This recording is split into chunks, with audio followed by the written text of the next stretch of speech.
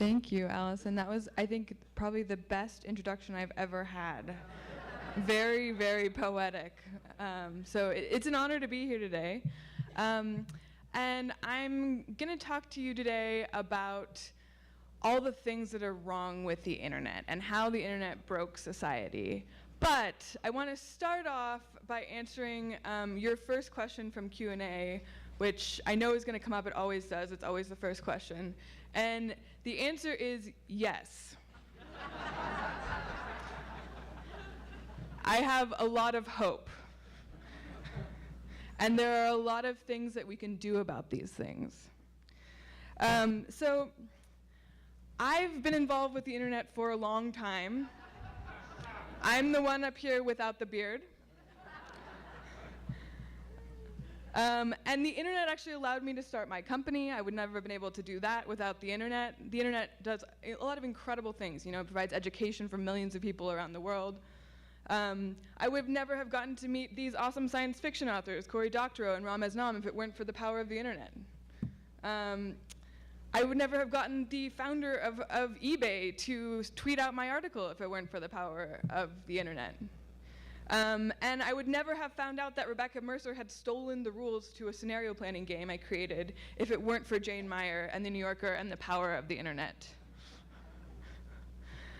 And last but not least, these two guys, two of my personal heroes, Peter Sagal and Max Temkin, who created Cards Against Humanity, I would never have been invited by them to travel to Chicago to play that scenario planning game for a bunch of their top political friends and allies if it weren't for the power of the internet. So I love the internet. It's a great thing. But I have a few qualms. I have a few things I think we should work on, you know, as a team. I'm gonna take this off. So the internet has not been great for our personal privacy. And that's mostly because, you know, when the internet was designed, it was actually designed to connect just 3 research institutions, right? And the idea was it would scale to a couple of other research institutions, but it was not designed for what has happened today, which is we now have 3.2 billion users on the internet. And that was unexpected. So the other thing about the internet is that even today with our modern, like our most modern kind of encryption that you're seeing, this is the encryption that is used, HTTPS, which you'll see is used to send your bank information back and forth, your passwords, your usernames, your emails. It's pretty standard across websites today. It's very standard across websites today. But even that isn't really that secure, right? So back in 2012, we learned that the NSA could already basically decrypt most and on demand quite a few SSL connections, as well as getting into what are called VPNs, virtual private networks, so they could access VPNs. That was through the work of Edward Snowden. And the other thing is that there aren't a lot of internet companies that really care that much about our privacy either. So most of the apps that you have on your phone are asking you constantly to give them access to things like your email, right? So Google reads your emails frequently. And they also grant that access to other apps that would like to also read your email, you know? So I'm not a huge fan of that part either. The other thing, Alexa, right? So how many of you guys have an Alexa at home? Right, quite a lot. I have an Alexa at home, not a smart thing, but I do. It was a gift from my dad, that guy who taught me how to use the internet. So the thing about Alexa, it was recently reported that not only is it really easy to break into if you really wanted to, like if you're a good hacker, I'm pretty sure you could get in there, but Amazon, it was recently reported that Amazon has also hired thousands of employees around the world whose job it is to listen to what you say to Alexa and help her figure out how to get better at responding, right? So that's okay maybe if it's an anonymized voice saying, hey Alexa, would you play Bob Dylan? But they've also overheard some pretty alarming things, like they've overheard some examples of domestic abuse. They've overheard conversations that were accidentally recorded by Alexa, because the thing about Alexa is that she records anything that you say when you say anything near what she thinks her name sounds like, right? So that's not great for privacy. And then the other thing about the internet is that because we are now moving to a time when we're saying and doing and buying everything online, that's a lot of data about you that's suddenly out there in the world, right? So data brokers are companies online that have access to pretty much all of your purchase history. They may have access to your genetic history if you have publicly allowed 23andMe to use your DNA or any of those other assorted genetic databases. They know what you're looking at, what you're reading. They know what political groups you're affiliated with. They know where you work. They know what your zip code is. They know what your income level is. And so all of that data is aggregated by these companies and sold to advertisers. So that's not great for privacy either. Now, in the US, we're still in like a pretty good zone, but facial recognition is becoming very, very prevalent, right? If you've ever used Clear, for example, right? Saves you a lot of time at the airport. You can sign up, you just breeze right through the security lines. But what you're giving up in that case is your iris, your retina scan, your facial recognition, your fingerprints. And in China, they're using facial recognition like that all across the country to help inform their social credit scores. So they have a system that allows them to track what you're saying online in your private messages, who you're friends with, what you're buying, what you're doing, and they're using facial recognition and surveillance throughout the country to track you and figure out where you are at any given point. They have a facial recognition system to track jaywalkers. So if you've jaywalked a certain number of times, they know you've jaywalked a certain number of times. And unfortunately, that means if you have a bad social credit rating score because you hang out with people who are critical of the government, or you said something kind of slightly critical of the government yourself, maybe once privately, thinking that no one was reading it. You're not able to actually buy flights internationally or travel domestically either, frequently. In addition to it actually affecting your credit score, right? So your ability to buy a home or take out a loan or any of these things. So that bothers me. I'm not a huge fan of that. So the next thing is the internet broke free will. And you might say, well, yeah, right. And sure, each of us have the power to overcome this, but on aggregate, people are spending about 2.5 hours a day on social networks. So that's a lot of time to be looking at Facebook and Instagram in your day. Just think about all the things you could do in that time if you took it. And this is not an accident. All of these social networks were designed to be as addictive as possible. And this was actually originally came from a Stanford course that was put on by this guy, BJ Fogg, who runs the Persuasive Technology Lab at Stanford. And this model that's laid out here is the model that kind of underlies all of these social networks, right? So they're looking at B equals MAP, right? So B is behavior, M is motivation, ability, and a prompt, right? So the idea is that your behavior, human behavior, can be easily tricked by combining the right motivation with the ease of doing something and a reminder to do it at that certain time. So if you think about the times that you've used Facebook or Twitter or Instagram, all of those companies are using that principle to get you to come back as frequently as possible, to spend as much time as possible on the app. That's why they invented what's called the infinite scroll, which the founder regretted, or the creator regretted later, because he didn't realize how much it would contribute to social network addiction. And this class was taken by both the founders of Instagram and the guy who had gone to become the head of growth at both Facebook and Uber. So it's a pretty well-known model. So this is the abstract from a study by a guy named Michal Kaczynski. And Michal Kaczynski is most famous because he created the original research that correlated Facebook likes with personality traits. So his research was actually stolen from him by Cambridge Analytica and used they replicated what exactly he had done, and used that to create their personality profiles, which were used in the election to target people with specific messages or specific ideas that they knew would appeal to your personality. And so Michal, after this all happened, did this additional study, and in which he proved that there is a significant correlation between the ability to do that kind of work, that kind of message testing based on your personality, and the efficacy of that.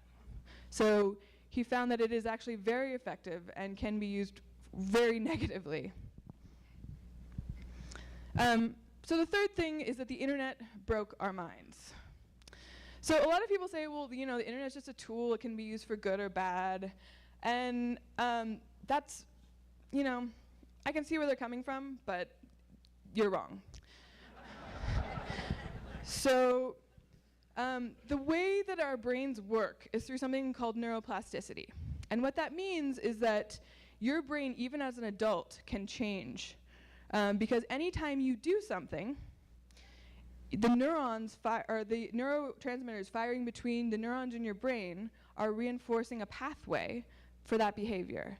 And the more times in a row that you do that behavior, the deeper those pathways become, which means that it's harder and harder to shift those habits. That's how we form good habits. It's also how we form bad habits. And it's why it matters that these social networks have been designed to be so addictive. So what does that mean for our actual brains? So there was a study that came out a few years ago by a woman. Sorry, I've got a little tech glitch, so my notes are on a separate device. But UCLA developmental psychologist Patricia Greenfield, and she did a review of a bunch of different studies to try and figure out how is the internet actually affecting our brains. And so she found that we've become really good at a couple of things, right? So we're really good at the widespread and sophisticated development of visual spatial skills. Video games, right? We're good at creating videos. And because of the same factor, neuroplasticity, we're also really good at skimming and scanning and multitasking. By the way, because this is a talk about the internet, I've used GIFs as much as possible. So we'll keep them coming. But the problem is that it's also affected our brain in some negative ways. So there's a very high correlation between increased suicide risk, depression, and actual suicide among teens. That's been correlated directly with increased internet use. In addition to that, teens are having a harder and harder time connecting with each other, a fact which is evidenced by the fact that teens are having 10% less sex today than they were 10 years ago. So the other thing is that, unfortunately, the internet has been bad for some kind of critical functions in the human brain, right? One of which is imagination. We've gotten worse at being imaginative. And we've also gotten worse at things like mindful knowledge acquisition, inductive analysis, critical thinking, and reflection. So that's not a great outcome. Melinda will tell you, because we're entering a time now, and we're living in a world where we really, really need critical thinking skills, right? We're facing all of these big, hairy challenges, and they've never been as complex and as multifaceted as they are today. But at the same time, our brains are getting dumber at solving those problems. So let's look at a couple of those. So one, automation and artificial intelligence will result in somewhere between 600 million and 1 billion jobs being lost worldwide by 2030. And this shows you kind of like a breakdown of what that job loss will kind of look like. But if you think about, what are the jobs that are easily automated? So truck drivers, for example, is the #1 full-time adult occupation in 29 US states. Those jobs are all going away. Think about your Uber drivers. Those jobs are all going away. A lot of the service industry jobs that have been holding up a portion of the population that has not been benefiting from increasing inequality. And as you can see, that inequality is only getting worse. So this is a result of a couple of things. One, we've gotten worse at recognizing monopolies. So we have a lot of companies right now that are operating as effectively as monopolies, Amazon, Google, Facebook, but they're data monopolies. And our ability to regulate those companies is not set up to recognize the internet, right? So that's something we need to change and we need to work on. Oceans are getting much hotter, right? That's not great, especially not for the fish and the plankton that live in the oceans. To say nothing of ocean acidification, which is supposed to, I've heard is a big worry for oceanographers right now about whether or not it will kill plankton. So in the next 5 to 10 years, which, by the way, one kind of plankton creates 1 in 5 breaths that we take. So that's not great either. And temperatures are rising quite a bit. This is a global map of total change in temperature rise since 1970, but as you can see, pretty much worldwide, except for a few places, we've gotten up to anywhere between 1 to 3 degrees Celsius. And then information warfare. So this is a map of what the internet looked like before the last election. So you can see all of these sites in the middle. This is basically what it looks like to game search engine optimization. So if you're trying to game Google, this is what you do. All the sites in the middle are traditional news sites. And those sites have a lot of inbound links, right? There are a lot of people linking to them because they're sharing their articles, they're visiting Google, they're visiting YouTube, they're going to Amazon, they're going to Fox News. But all of these sites out around the edges are actually sites that are all linking to each other. So they're faking to the internet that they are doing the exact same things as the sites in the middle. And what that means is that when that happens, during the last election cycle, what we saw was those sites, anytime, these were all far-right sites, or mostly, I should say mostly, I don't think they were all far-right sites, but anytime bad news came out about Trump, they would then put out bad news about Hillary and really propel that news to the top of search engine results. So that if someone was trying to figure out what was going on in the election, those results would be artificially placed high up in the search results. The other thing is the internet has become the new battlefield for political power. I talked about this on one of our panels yesterday or the day before. But there's an arms race going on between China and the United States, but also between Russia, right? Using the internet as a new means of warfare.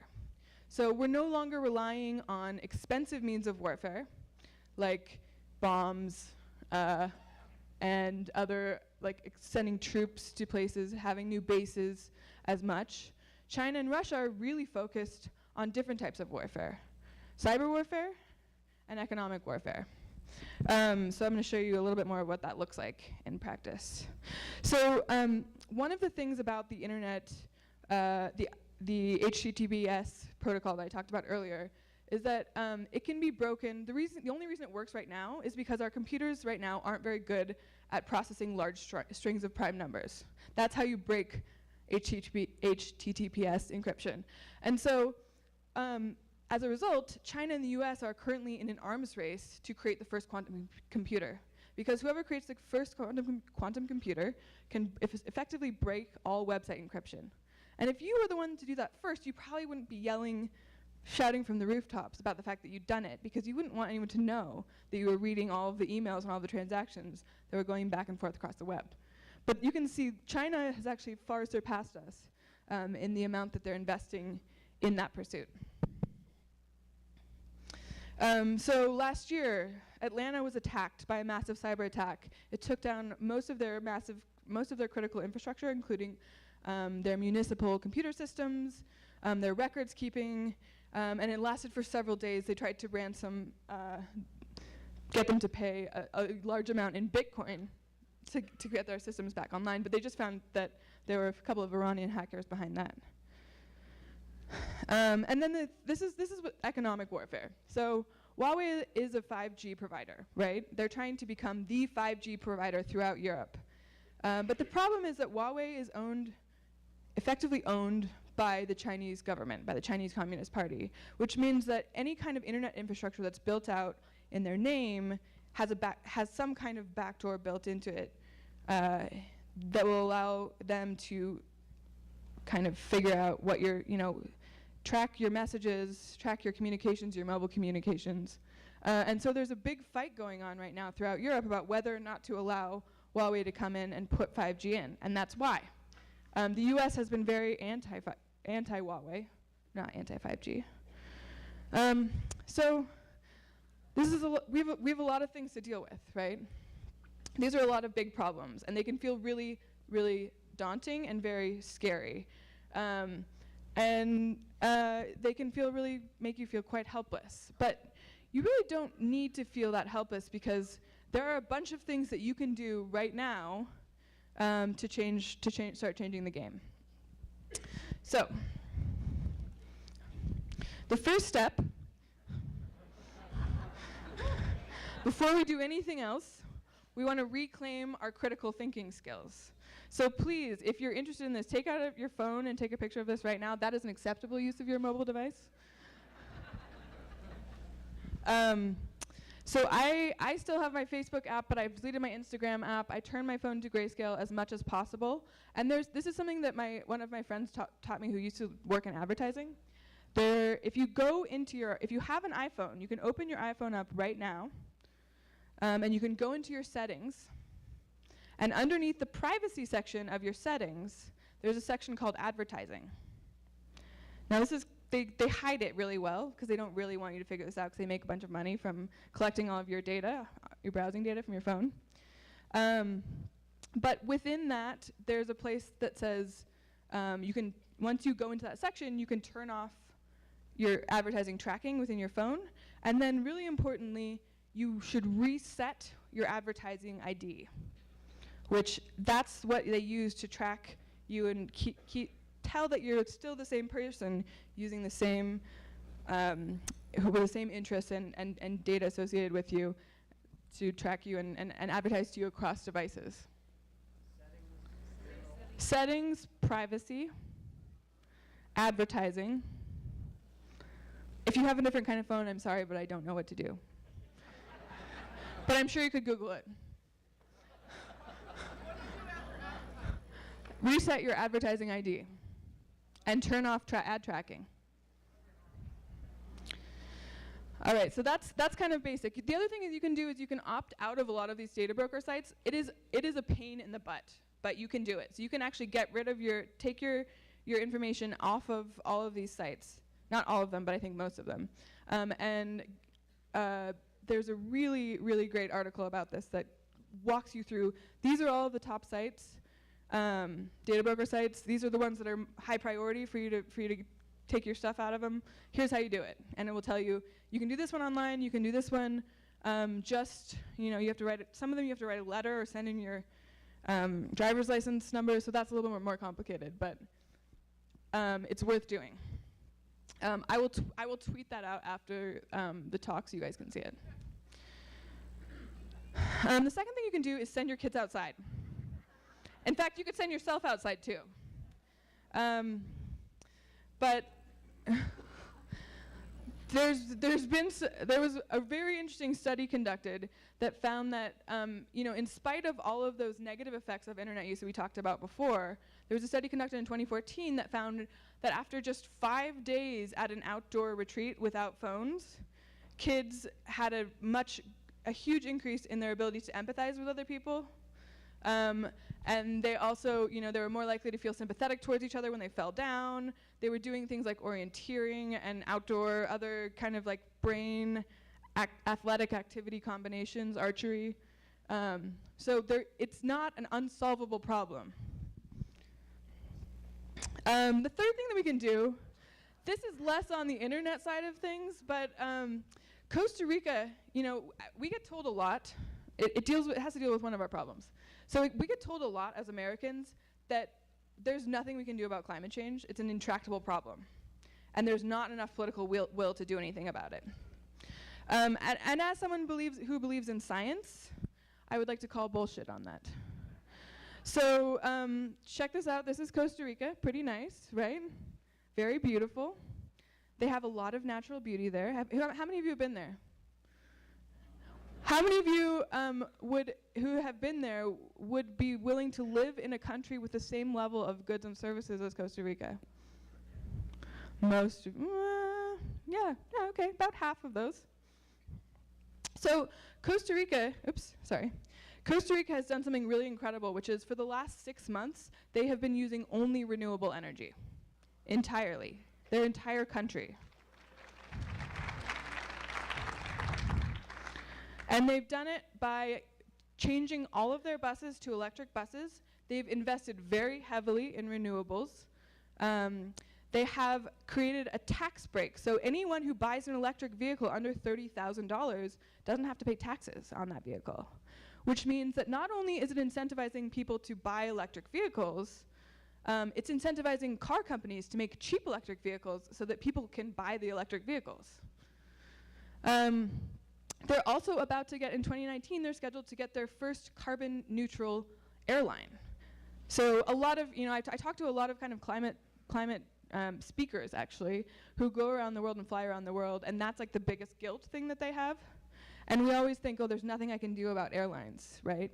But if there's nothing you can, even if we don't have the technology yet to create an airline that is not, that doesn't rely on fuel, our traditional fuel, we absolutely do have the technology to do the things that would put that carbon back into the atmosphere, right? So they have a very intense program for replanting and reforestation, and the airline has committed to replanting a tree for every single person who buys a ticket on that flight.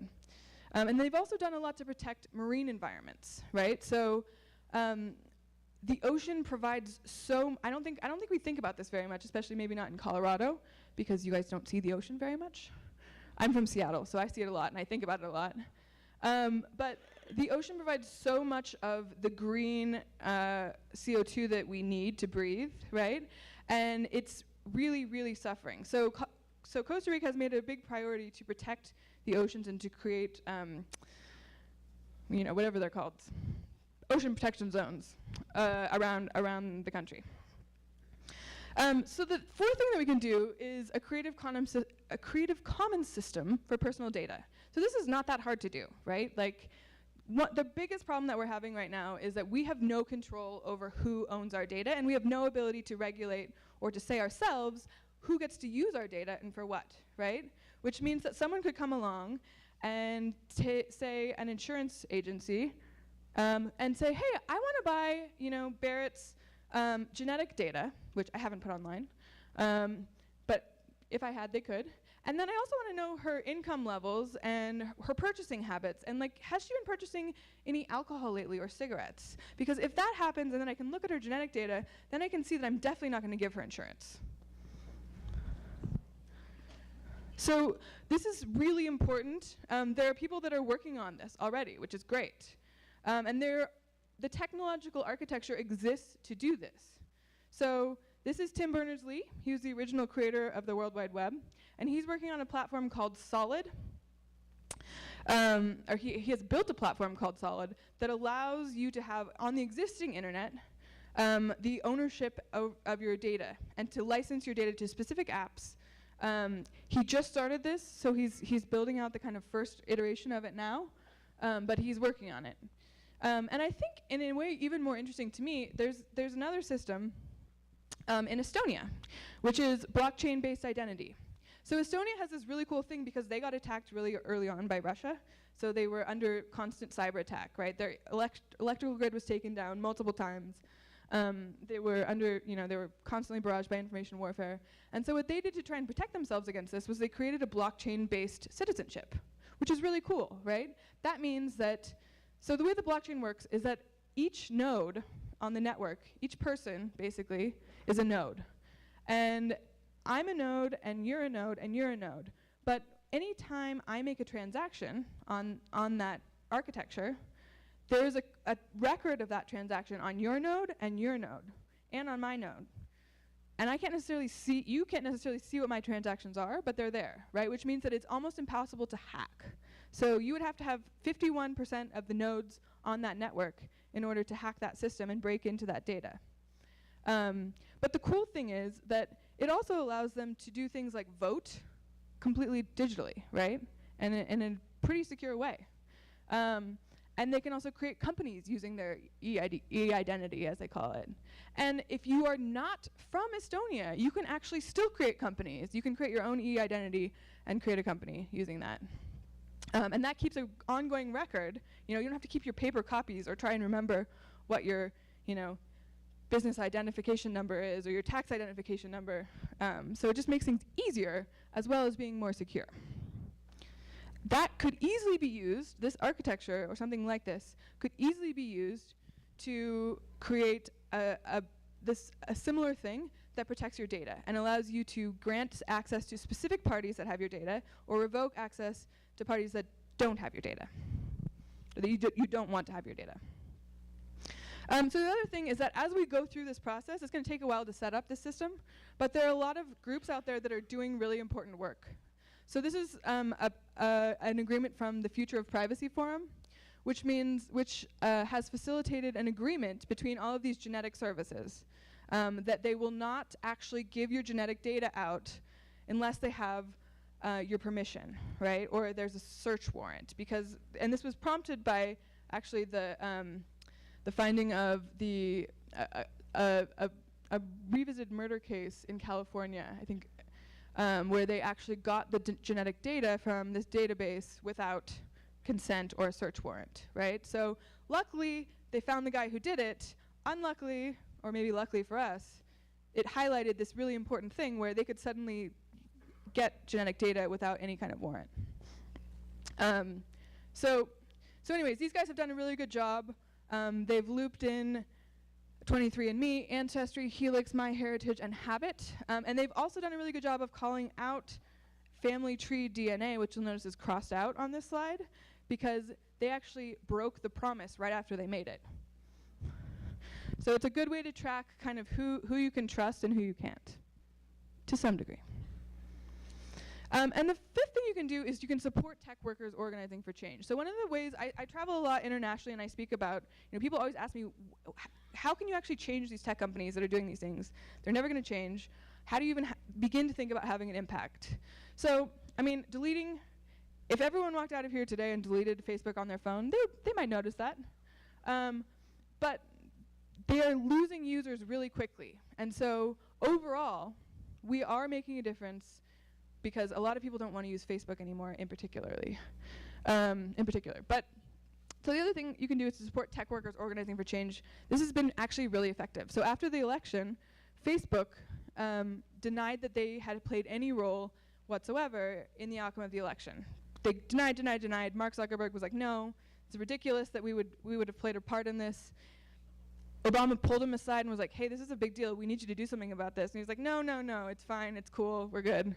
And it wasn't until they had a kind of basically like a little mini internal coup, right?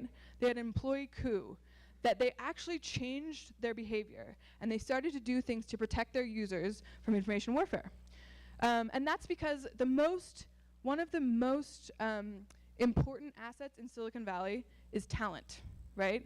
There is an extreme shortage of development talent and artificial intelligence talent. And what that means is that if your employees are unhappy and they're talking to the media, that looks really bad for Facebook, right? Like they're gonna have a really hard time, and they are having a really hard time right now recruiting new talent, right? So that actually affects their bottom line pretty significantly, and they listen to that. And you'll see that this has happened not just at Facebook, but this is in Seattle. We have this company you might have heard of.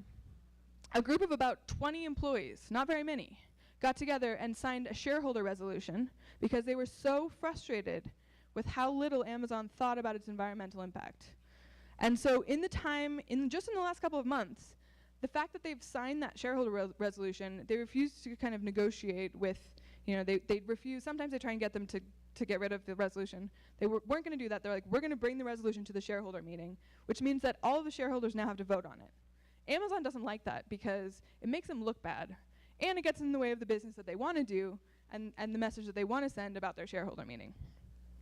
So they've already hurried up the release of a plan that they were working on.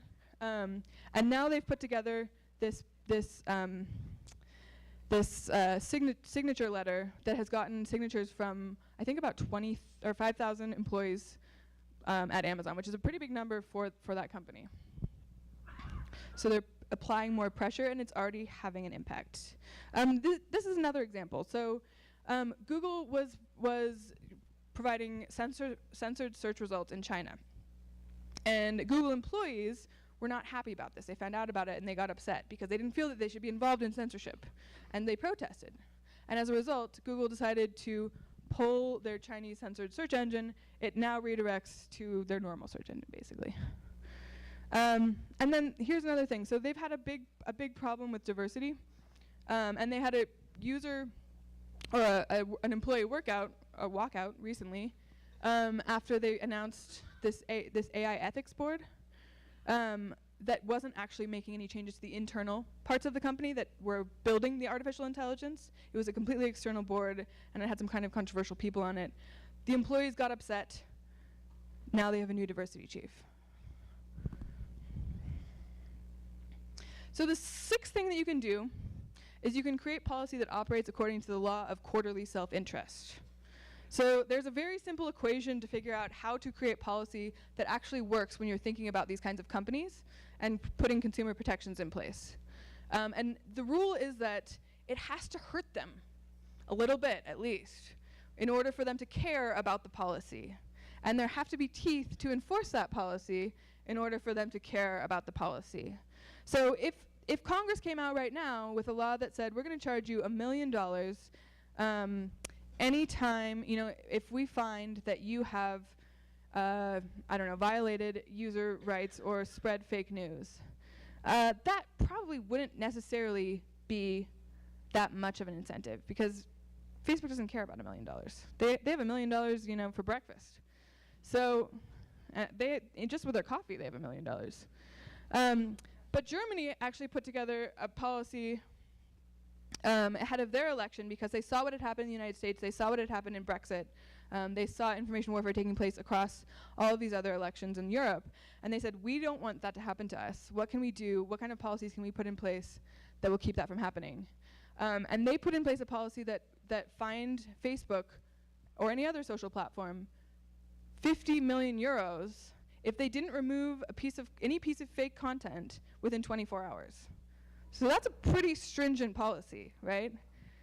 And Facebook sat up and took notice. They still screwed up a little bit. I think they're actually trying to prosecute them for at least one fine. But it definitely made them pay attention, and they put a lot of effort and energy into the German election and into monitoring the German election and trying to make sure that it wasn't attacked in the same way that the US election was.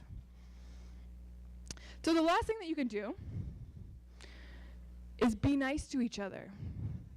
So all of this information warfare stuff, all of the political polarity that you are experiencing online, that is all by design.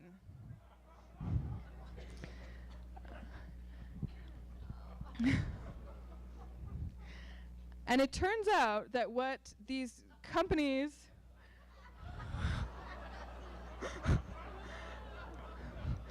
are designed to do is to create animosity between people. And what these countries like Russia are trying to do is to create political polarity.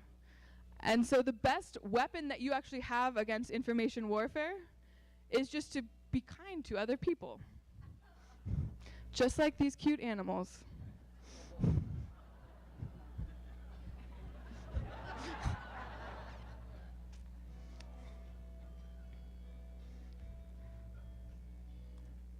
That's all I got.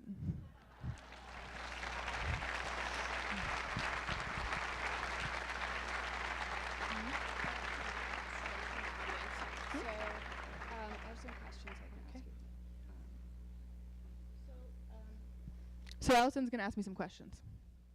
That's not turned on. Do you want to use it? Yeah. So we have some questions from the audience that people have submitted both using the note card system. So and through the app. To ask a question in the app, you just simply select this session in the schedule, tap Q&A, and then insert and send your question. You can also raise your hand to request a note card and pencil from one of our producers. Please write legibly, and if you are a student, note this in your question. So we've already had some questions come in via note cards and through the app. And our first question from a student is really about this question of policy. And the student wants to know what you think about the European model for data protection law, and if you think that the new European privacy law, the GDPR, has benefits that we can learn from here in the US. So we've actually benefited a lot already in the United States from GDPR. GDPR was a law put into place in Europe that protected that mandated certain standards for privacy and data privacy. And what happened is that because Europe is such a large market, none of the companies that were putting those standards in place actually wanted to create two different sets. None of them are going to create two different versions of their product, because that's a huge pain in the ass, right? So we actually are already benefiting in the United States from those standards. And that's true, I think, and will continue to be true for a lot of those kinds of standards that are put in place, right? So when we think about what do we have to do, or what do we have to accomplish to change these things, there are many ways of thinking about this, right? You can think about it as, well, okay, Congress is so far behind and they'll never change anything. And things are changing in Congress. I feel like people are getting a little more tech savvy. They're kind of catching up, so that's not entirely true. But we also are benefiting a lot from the European legislators, who are much more privacy forward than we are in the United States. And yeah, so that's been a boon for privacy here. And we have a few different questions about the practical advice that you were giving about deleting Facebook. So one audience member wants to know, when we delete our Facebook accounts, what happens to our data? And another audience member asked, are there any search engines, like alternatives to Google, that you would recommend, in addition to any other apps or add-ons that you think would be really effective for people to protect their privacy online? So part of the reason I recommend specifically, some of us have the benefit of being able to delete Facebook, some of us do not, right? But part of the reason that I specifically recommended deleting the apps does not actually delete your Facebook account, but Facebook and Instagram do monitor. Now, they'll tell you that they don't do this publicly, and Mark Zuckerberg has testified publicly that he doesn't do this. But based on observations of myself and many, many, many other people, many of whom you can find online, they actually use your microphone when you're not using the app to listen to your conversations and then target ads to you. So that is a big part of the reason why I recommend deleting the apps. And some of us have to use it for work, so it's not really an option. But if you can delete the app from your phone, then you won't, have that same kind of thing. If you want to delete all of your data, you have to specifically go in and request it through Facebook.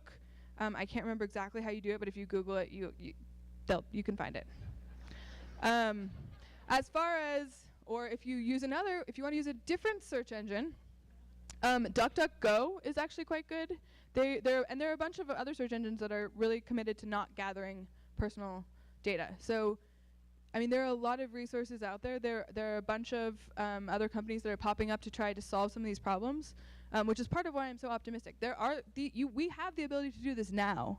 It's just more about public education and will. And for those companies that are trying to compete with Facebook, there's this thing called network effects, right? So it's really hard for us to leave Facebook because all of our friends and family are already there, right? And it's very hard to overcome that. That's part of why it's so hard for any of these companies to compete with social networks specifically. So the more of you that start using DuckDuckGo or start using alternative apps like that, the little quicker and quicker we start to shift those network effects. So this question is about the issue of critical thinking that you raised. So here in Boulder, we're very committed to education. We're here at CU Boulder. We have some great public schools here, great public library. And so the question is really, is there a way that we can use education as a tool to help students and young people regain those critical thinking skills that are being lost? Yeah. So a couple things. One, Steve Jobs never let his kids use iPads. Mark Zuckerberg also didn't let his, is also not letting his, actually not Mark, I'm sorry, Bill Gates also did not let his daughter use very much technology. Most of these, many parents in Silicon Valley do not let their kids use apps or have a lot of screen time because they understand what it does to your brain because they built the technology themselves. So from an educational perspective, the best thing you can do, I would say, is probably experiential learning, right? Like, kids learn best by trying to solve problems and by thinking about how to solve those problems. So you can integrate math skills, you can integrate reading skills and writing skills, all of those things into solving real problems. You can teach them coding through solving real problems. You gotta have a screen for that, but it's a useful skill, so I would say it's worth it. Yeah, I mean, there are so many ways to inject your educational system with learning that's built around solving real-world problems, and that is definitely the thing that's going to prepare them the most for the future of our robot overlords. Yeah, so it sounds to me like what you're saying is that cultural anthropology classes would be really effective. But a related question is, someone asked, why is it that we seem to welcome and even get excited about all of these new AI applications, this new artificial intelligence, when it seems like the ultimate end of it would be the obsolescence of humans? Well, there are a couple of answers to that question. There are a lot of marketing dollars that go into that are going into artificial intelligence right now. There's a lot of journalistic hype around artificial intelligence right now. It's a kind of an exciting thing, We're able to do all of these. We're able to process tons and tons of transactions and numbers and identify new things and find new patterns in the world. That's exciting. That's actually pretty cool. I think the thing. What was the beginning of the question? Why do we get so excited and even welcome these Right. applications when it ultimately is going to human obsolescence? Yeah, I mean, so I think of technology like a river. You're not going to stop AI. And that's mostly because it's being developed and being pushed along by a capitalistic system that rewards increasing profits quarter over quarter. And in order to increase your profits quarter over quarter, there's no better way than to become more efficient, right?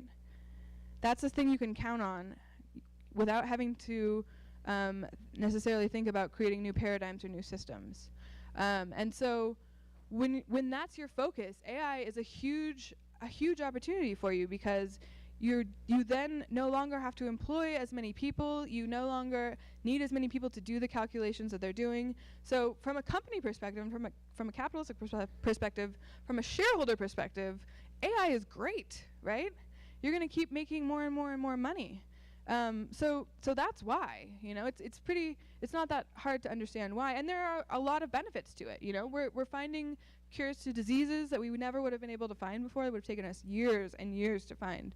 But yeah, that's kind of in a nutshell why the marketing dollars behind it.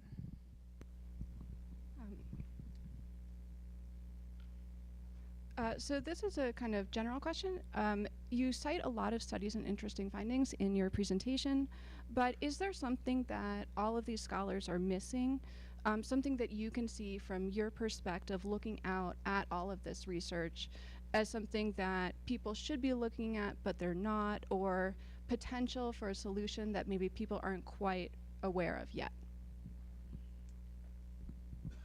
I think that there's some really interesting possible applications of artificial or augmented reality that could be used to, I'm just brainstorming, so I'm just coming up with this off the cuff. But when I think about augmented reality, I think one of the most interesting things about it is that you could actually use that to program in your desires, right? Your privacy desires, your privacy preferences, your ongoing, you could use it to say, hey, I want to be able to emotionally connect with more people, or I want you to give me problems that like stress my critical thinking and cause me to think critically.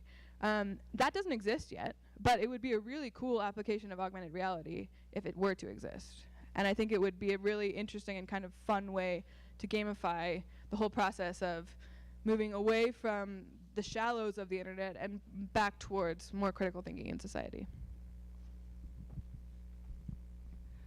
So this is more of is a comment instead of a question, but a father of 2 daughters just wanted to note that he believes your father would be especially proud of you. But a question that we have here from a student is about what are the implications of all of this for democracy, in terms of, is there anything that individuals can really do to affect changes at such a broad level to take control back of our personal data and our privacy? Yeah, so I think there's actually a lot that we can do. Also, thank you to the father, whoever you are. I'm sure if my father's watching, he's honored. So I talked about a lot of things that we can do already. So there's a lot of kind of critical thinking that you can do on your own, not to get worked up about things that you see online, right? There's so much media out there that is purposefully designed to exacerbate the right side, left side divide in the United States, especially. I get really frustrated, for example, whenever I see news companies publish articles that said, this bill passed a win for Democrats or a win for Republicans. I feel like that is such a disservice to the American public, because what we need to know about a bill that passes is not who it is a win for. We need to know who that bill is going to affect and in what ways. And so if we as journalists could change the way that we write about politics, I think it would have a huge impact on the way that the American public thinks about politics. I would love to see that happen.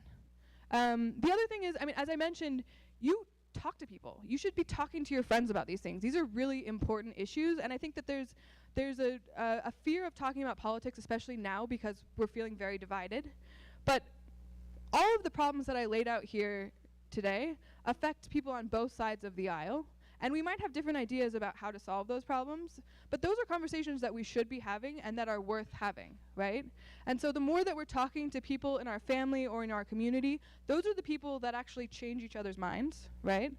And those are the people that you actually listen to when they have concerns or when they have, problems that they're dealing with. So you should be talking to the people around you about these things. That's like one of the biggest things.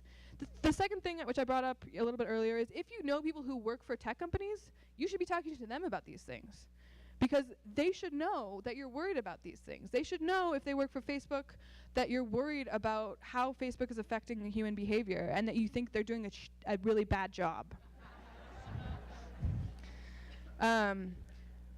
Because that's that kind of mass conversation and mass awareness is what's going to actually change the conversation, and that's what influences employees, right? And as we mentioned, employees are what influence or shareholder resolutions. If you own shares in these companies, you can also put forward your own shareholder resolutions.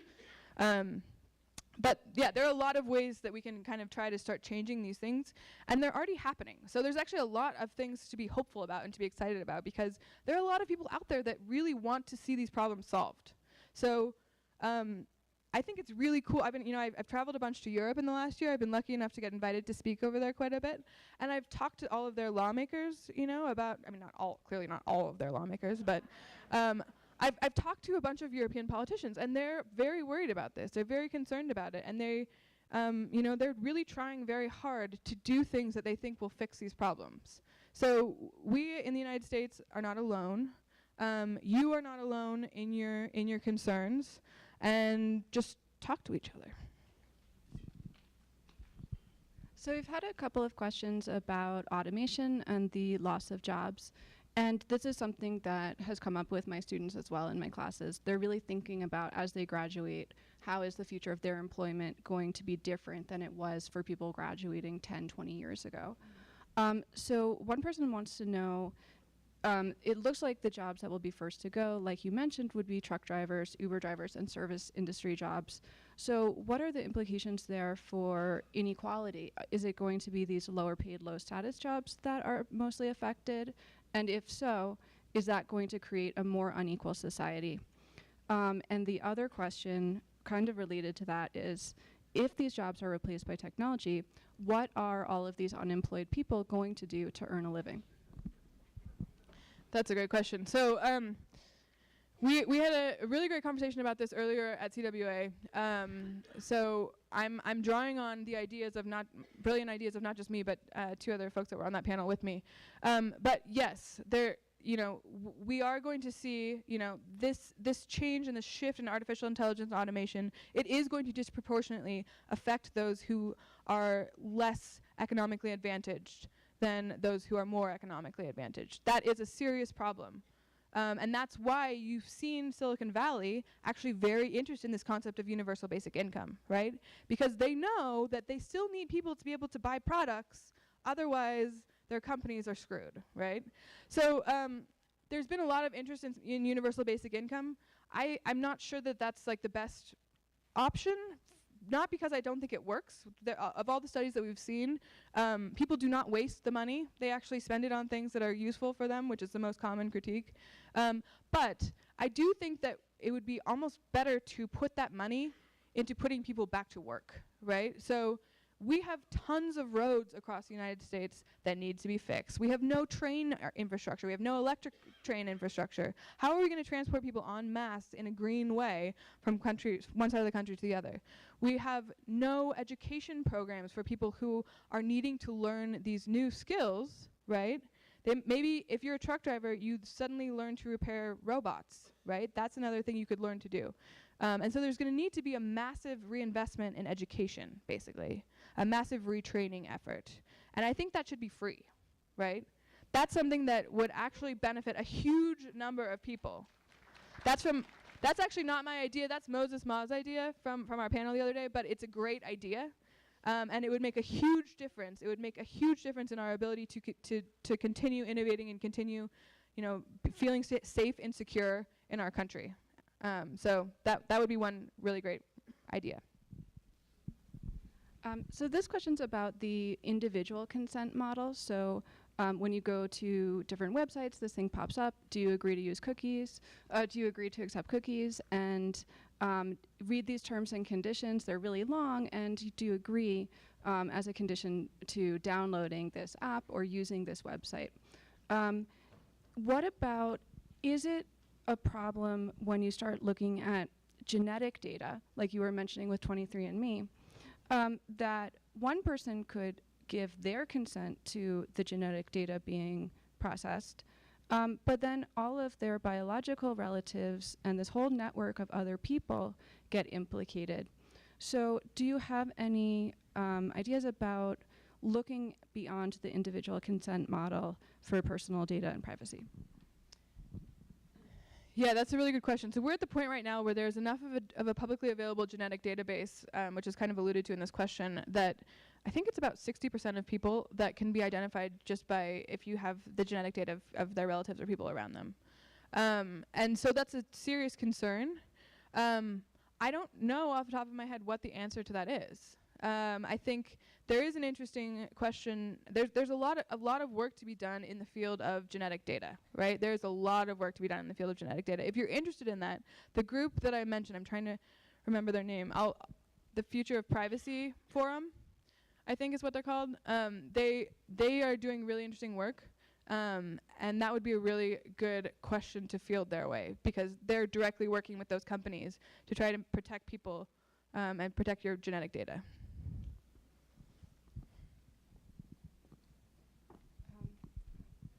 So I think we have time for one last question, and this is a kind of fun one. It came in through the app. Someone wants to know, are you running for president in 2020?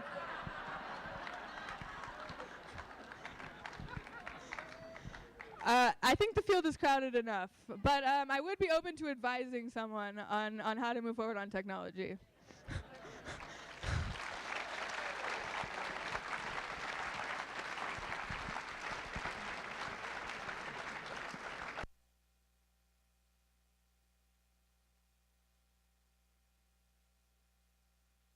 Thank you guys so much for coming. I have to run to another panel, so I'm not going to have a ton of time to stick around and talk to people one-on-one. But I will give you my email if you would like to send me an email, which is Berit, B-E-R-I-T, @scout.ai.